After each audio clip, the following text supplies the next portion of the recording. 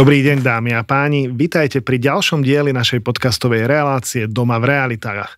Dnes budem s mojimi kolegami Jarom a Romanom rozprávať o špecifikách obchodovaní na juhu Slovenska v dvojjazyčnom regióne. Neviem, máme tu Jara Polácha, ktorý ako kto nás sleduje, v minulej časti nám vedel porozprávať niečo o svojom rodisku a pôsobisku Komárne. Dúfam, že budeme vedieť nadviazať na tie témy, predsa len prešiel nejaký čas, tak by sme boli radi ťa zase trošku vyspovedať, možno nám povieš nejaké tvoje pracovné skúsenosti a možno nám zostane čas porozprávať trošku aj niečo zo súkromia. Aj ďakujem za pozvanie a už sa teším na túto ďalšiu časť. Hej, ja som zvedavý, nakoľko sa tu za týmto mikrofónom zase zapotím, takže super. Poďte do mňa, chalani. No Jaro, ty sa vo svojom regióne často stretávaš s dvojjazyčnosťou. Sú tam dva jazyky, ktorými rozprávajú ľudia. Má to nejaké špecifika, čo sa týka realít a práce v realitách? Je obrovitánskou výhodou, keď človek hovorí obama jazykmi. To znamená, každý človek, ktorý má nejaký materinský jazyk, tak sa cíti v ňom v zóne komfortu a vie sa lepšie vyjadrovať a tak ďalej. To znamená, keď ja viem maďarsky a počujem, že ten človek tú slovenčinu láme, tak sa mu snažím prispôsobiť a ozvať v jeho rodnom jazyku a hneď trošku odbremením a uvoľním tú celú atmosféru a jemu uľahčím to vyjadrovanie. A je to aj kvôli tomu, aby som lepšie pochopil vlastne, čo chce, hej, že možno by mi to v tom jeho nie úplne v tom materskom jazyku nevedel tak dobre vysvetliť vlastne ako v tom svojom vlastnom, tak isté je to obrovskou výhodou. Takže rozprávať áno, ale všetky ostatné veci, čo sa týka právnych vecí, zmluv alebo takýchto vecí, tak samozrejme, že naša legislatíva nedovoluje.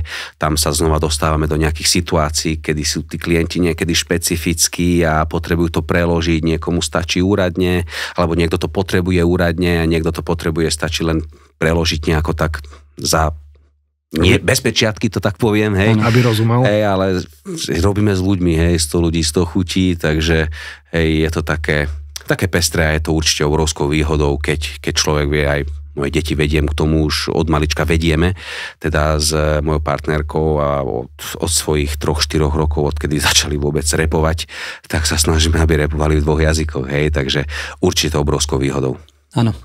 Ja osobne som ťa nepočul rozprávať len v 2 jazykoch, viem, že rozprávaš úplne plynulo v angličtine, myslím si, že som ťa počul aj niečo po nemecky rozprávať, polština ti určite nie je úplne neznáma, tiež tam máme nejakých kamošov, s ktorými ako keby jednoznačne vieš rozprávať aj po polsky, ale keďže si blízko Maďarska, ja viem samozrejme, ale povedz aj našim poslucháčom alebo divákom, obchodujeme teda aj v Maďarsku?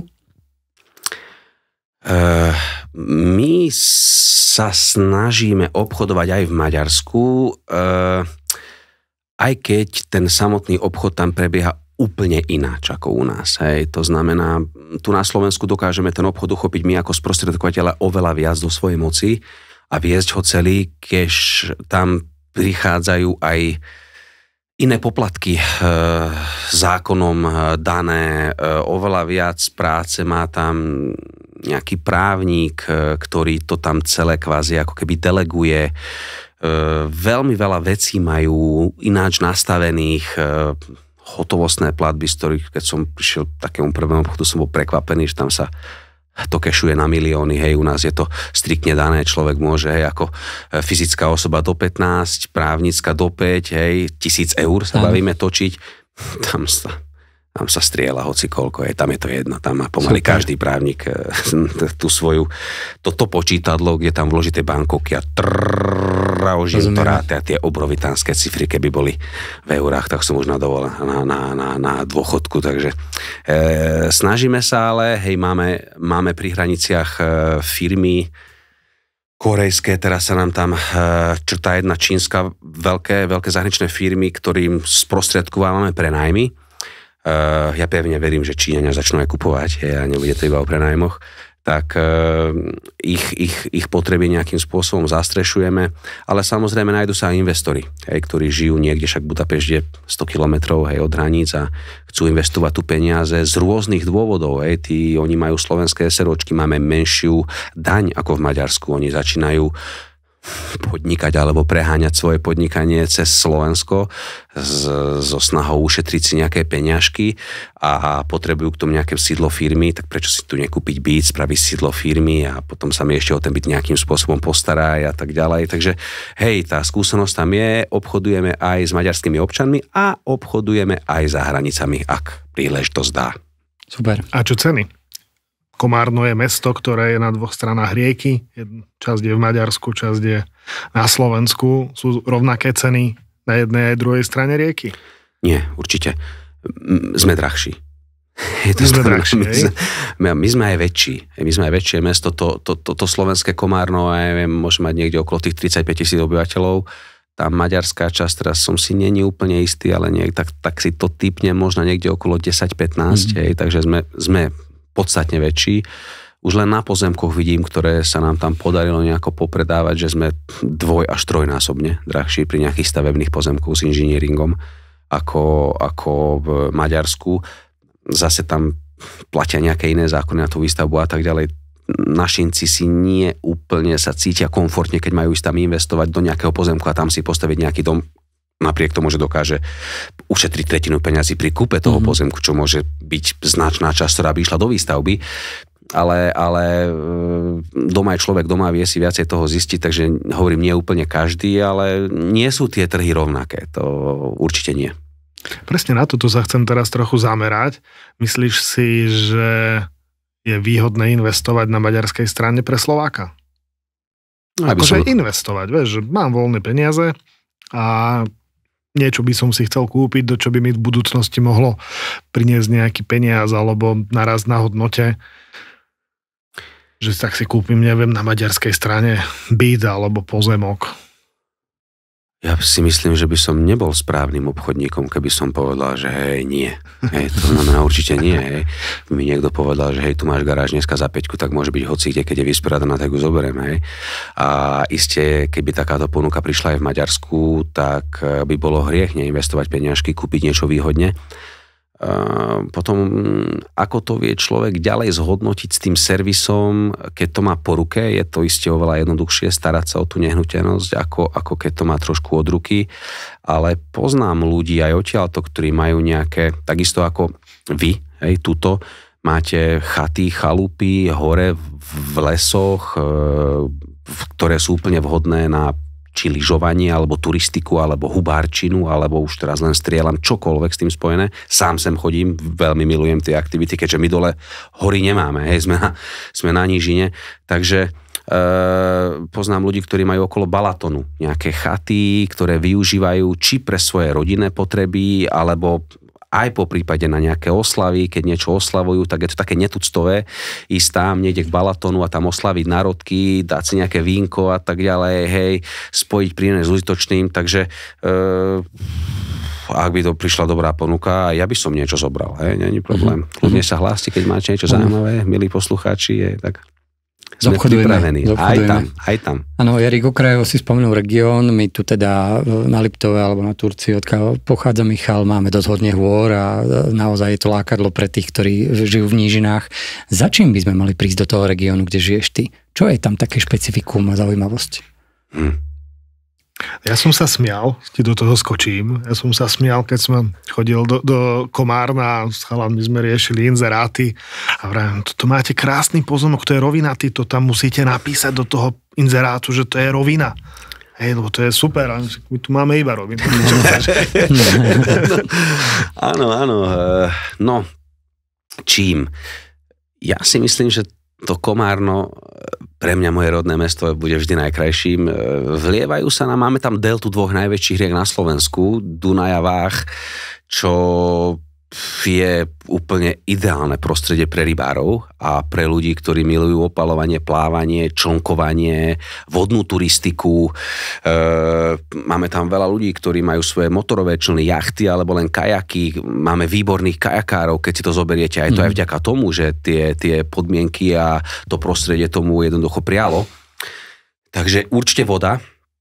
A keby ste aj prišli, alebo však ste aj boli, neraz som vás zobral, ja sám som členom klubu vodných turistov občianskeho združenia, tak splavy veľmi krásne. Človek, čo má rád prírodu, takisto ako má rád hory, tak vodu je ťažké nemať rád. Asi nemám rád iba komárov, ktorí sú s tým spojení a my sa voláme komárno presne kvôli tomu, že ich tam nemáme niečo spoločné. že ich tam nemáme málo, lebo fakt tá voda, keď je na začiatku jary trošku vyššie, oni sa tam vyliahnu, tak potom to tam vyzerá, že ich dýchame niekedy aj nozdrami, keď trošku neskôr nám ich popostrekujú. Takže iste voda a turistika rybolov, to je taká topovica. Niečo ako my máme chaty v horách, vy máte chaty na vode a pri vode houseboaty a všetko s tým spojené. Si udice a ťaháme veľryby. Super. Keby sme sa trošku vrátili teda do našej práce, máš teda kolektív ľudí okolo seba a všetci pracujú v Komárne a v okolí, všetci teda vedia po maďarsky? Z našej kancelárie všetci obchodníci. Hej. To znamená, jak som vravel, je to obrovskou výhodou.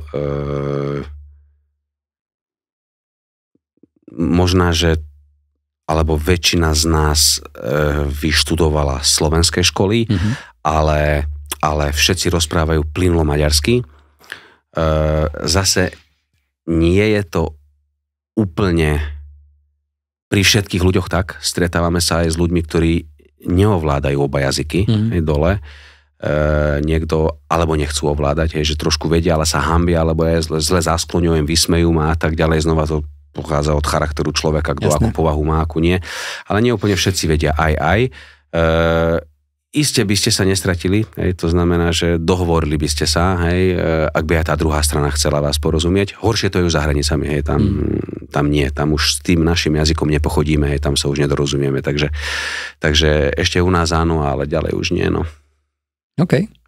Tak pre mňa bolo vždycky zaujímavé chodiť ku vám do Komárna, pre mňa to bola taká trochu dovolenka, lebo iný jazyk bolo okolo mňa, vždycky si to mali trochu teplejšie a miloval som tie pohovory, ktoré proste ak si pamätáš, si mi niektoré musel prekladať, lebo človek, ktorý prišiel na pohovor, nevedel po slovensky práve, že?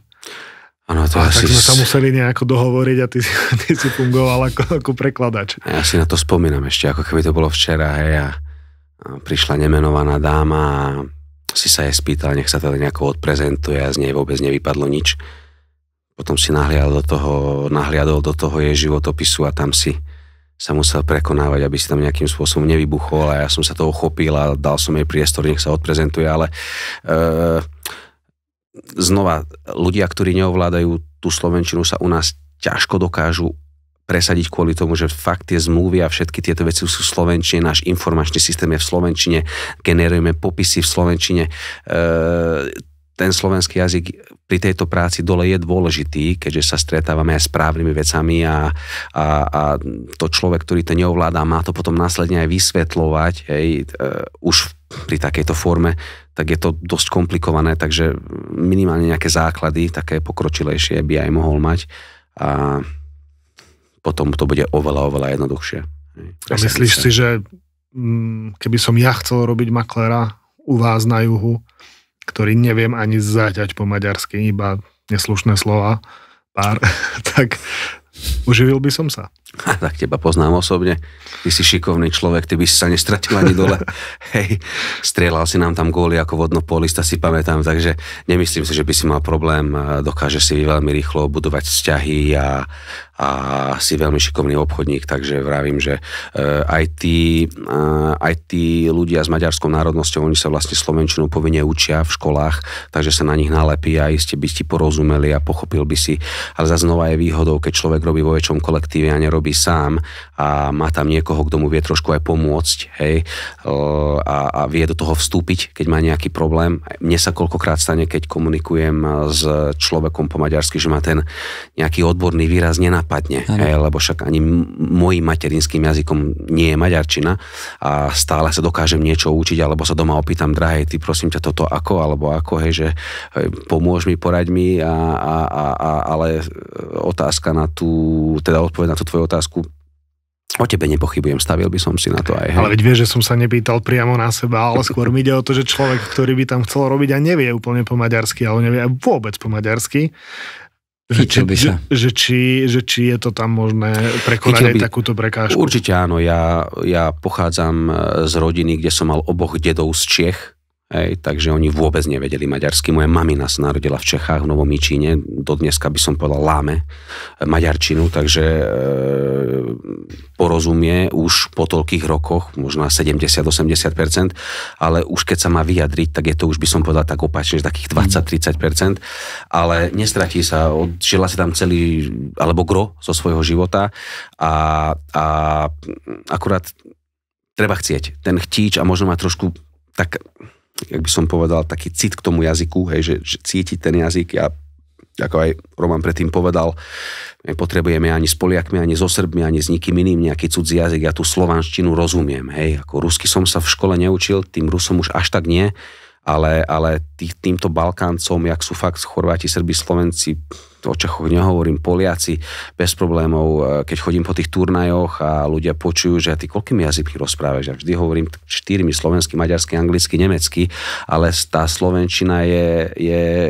Ale vieš ich dobre kombinovať. Presne tak. Pár slovíčok poznám, viem, aké písmenka oni nemajú H, majú G, tak to tam nejako pridám do toho svojho hovorného slova a tí ľudia, keď rozprávajú pomaly, artikulujú a aj ja, keď nerepujem, tak nepotrebujem cudzí jazyk a s nimi normálne kecam.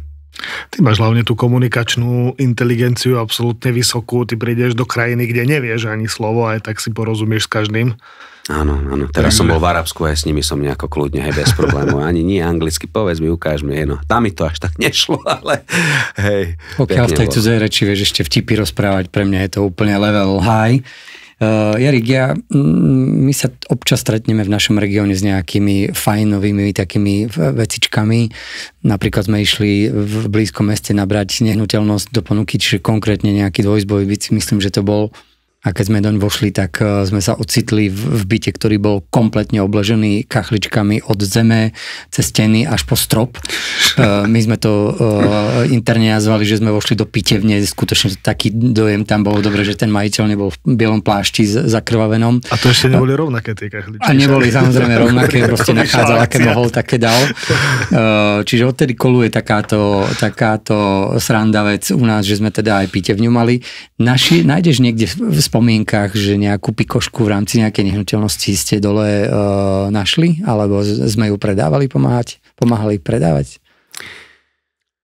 Budem loviť v pamäti, ale ja skôr takú veľmi vtipnú príhodu, ešte kým si možno spomeniem na nejakú takú nehnuteľnosť, ktorá by mohla byť takouto vtipnú, ako ste mali vy. Som mal raz jedného budapešťanského investora, ktorý si tu chcel kúpiť akurát byt a išli sme na nejakú obliadku takého trošku krajšieho bytu a na konci obliadky vlastne, keď sa spýtal na cenu a ja ten majiteľom povedal cifru, tak on sa pýtal, že či je to vo forintoch, tak som to zdalo veľa, že som vtedy som aj nevedel, ako sa zachovať, že či žartoval, tak vážne to povedal, som na to pozeral, že sa zbláznilo. Takže to bolo pre mňa, odtedy to ináč používam, hej, keď niekto chce nejakú prehnanú cenu z tých ľudí, tak sa ich väčšinou zvykne spýtať, to chcete vo forintoch, hej, tak sa vážne tvárim. To sme všetci už. Sa to používa. Hej, ale nehnuteľnosť, stretli sme sa už samozrejme za tie roky s kadečím, hej, že či by to bola zhodou okolností pitevňa, nie, ale pamätám si na jeden taký domček v takej lokalite, kde žilo aj viacej menšiny našej a keď som ho zbadal zvonku, hej, tak som sa bál vojsť dnu. Lebo to bolo tak popraskané a také statické problémy, že som sa zlakol ísť donútra a hovorím, urobiť tam nejakú, hovorím, že to je super a že sa mám ísť pozrieť na povalu, hovorím, ja tam nevylezem, som sa bál, že táto zrúti so mnou spolu, hej, takže na to si pamätám, ako by to bolo včera, dokonca mi ten majiteľ ani nechcel uveriť, my sme tam volali vtedy statika, nech mu spraví normálne statický posudok, že to on prišiel, pozrel zvonku rovno, povedal, to je na zbúranie, hej, toto ani, že žiadna rekonštrukcia, tak vtedy sme nazvali tieto nehnuteľnosti, keď idem na také, kde si bol, takú zrúcaninu som bol naberať, hej, takže to bolo také, takisto také vtipné. Teraz sme natáčali tú nehnuteľnosť, čo bola diera v stene, bolo pekne vidieť až vonku. Odporúčam pozrieť náš helovínsky. To bola helovínská nehnuteľnosť, jasné. Aj tu som videl, tá bola excelentná. Áno. Sme ju nemuseli stageovať, aby vyzerala helovínsky. Niekedy si nevyberieš ani suseda. Kolega takto išiel naberať nehnuteľnosť a susedka ho začala naháňať s vidlami. Ani nie, že samotný majiteľ, len jednoducho ostražití susedia prišli ochraňovať samotnú nehnuteľnosť. A zároveň si spomínam ešte na jednu, ktorú by som ja skúsil povedať. My tu na severe, ale verím, že viaceré naše pobočky pracujú aj s takzvanými odhadmi nehnuteľností pri rozvodových konaniach alebo pri dedických konaniach, čo je asi častejšie. A stala sa nám taká vec, že kolegovi dali odhadnú nehnuteľnosť, na ktorú prišiel a volal mi, že teda akože kde to ako keby je a nevedel to nejak nájsť, hľadal to a nakoniec sa zistilo, že medzičasom tá nehnuteľnosť spadla. Úplne sa ako keby rozpadla a on prišiel, kedy už bola pomaly zlikvidovaná, ale dali nám ju odhadnúť a bola tam už len tá základová doska. Tak len kolega hľadal ešte na základe starých googlovských fotiek, kde to ešte stálo, takže celkom sme sa zabavili, nebolo vlastne čo odfotiť, hej, nebolo čo dediť, takže pozemok sa nakoniec zhodnotil. To bol ten istý kolega, čo klientom išiel ukázať pivnicu a tak sebavedomo vykročil, až netrafil schody. To bol práve ten kolega, sa bude smiať, keď bude počúvať ten podcast, ktorého naháňali s tými vidlami. Ja naháňali s vidlami. Aj ten mal šťastie, no. Áno.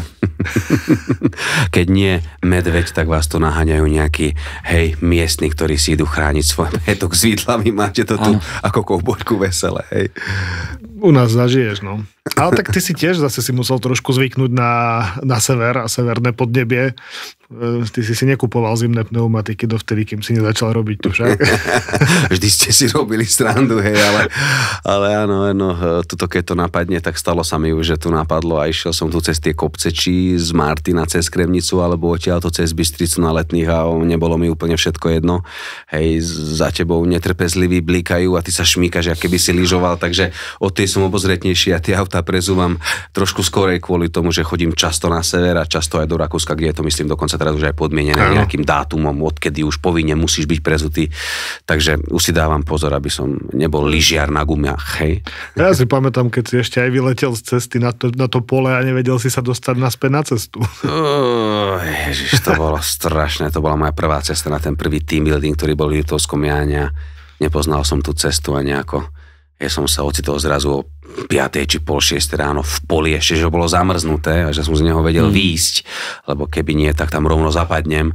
Ale chvála Bohu sa nič nestalo, nebol tam žiadny strom, no, takže som to nejakým spôsobom ustál a prišiel včas na tú firemnú akciu, kde ste mi potom pomohli sa uvoľniť a zabudnúť na túto teraz už vtipnú príhodu, hej? Výborne. Aké to je odporúčanie? Teda používajte kvalitné gumy a není to odporúčanie len pre šoférov, samozrejme. Ja neviem, myslím, že nám prebehlo dostatok minút, aby sa nám zmestilo do tohto podcastu. Jaro, veľmi si vážime tvoj príchod. Myslím si, že mali sme absolútne neoprávnené obavy z toho, že či budeme mať o čom rozprávať, lebo my sme rozprávali výrazne menej a to je super, že ťa máme. Teda porozprával si nám a za to veľmi pekne ďakujeme. Takže znova budeme sa tešiť, ak nás prídeš znova niekedy pozrieť do podcastu. Vždy je to obohatením. Ďakujem. Ja som veľmi rád, že som vlastne v tomto vašom kolektíve a veľmi dobre som sa tu cítil. Som rád, že som sa mohol podeliť o tieto skúsenosti a spomienky vlastne či s poslucháčmi alebo aj vlastne s vami a určite príjmem veľmi rád ďalšie pozvanie, keď budem mať nejakú zaujímavú tému, do ktorej by som vedel prispieť, tak iste veľmi rád prídem. Ja sa tu vždy hore medzi vami cítim fajn, mám tu domáce prostredie, takže nechodím sa iba za športom, chodím sa aj za príjemnou partiou ľudí, tak budem rád, hej, kedykoľvek. A vy, drahí a vy, drahí poslucháči, sledujte nás na Instagrame, na Facebooku, na TikToku a ak si nájdete tú sekundu navyše, dajte nám odber, aby ste vedeli sledovať viacej takýchto videí. Pre dnešok ďakujem Jarovi Poláchovi. Ďakujem. Romanovi Hámorovi. A ja ďakujem Michalovi Potašovi za to, že ste všetci prišli a že sme tu na pár minút mohli pokecať. Príjemný deň prajem. Všetko dobré. Ahojte.